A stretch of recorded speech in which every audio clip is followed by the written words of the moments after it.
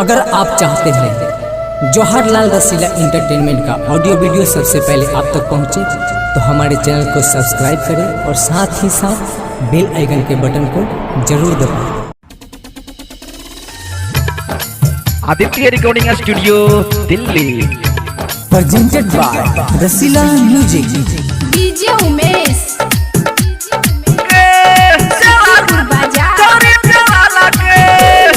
पूरा मिथला में छड़ी झलह लगे, पूरा मिथला में छड़ी झलह लगे। कोना पट के मछरी डीजे वाला के, कोना पट के मछरी डीजे वाला के। जिला मधुबनी सहरसा वाला के, जिला मधुबनी दरभंगा वाला के। कोना पट के मछरी डीजे वाला के, कोना पट के मछरी डीजे वाला के। Presented by Rasila music. DJ Umesh मछरी डीजे वाला के। सुखीपुर बाजार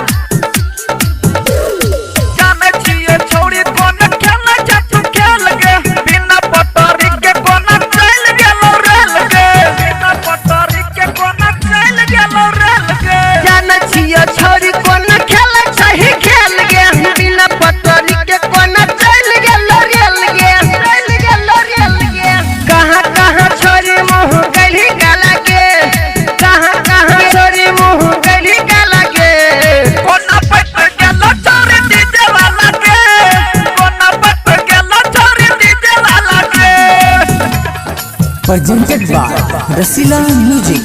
डीजे उमेश छोरी डीजे वाला के। सुखीपुर बाजार छोरी डीजे वाला के।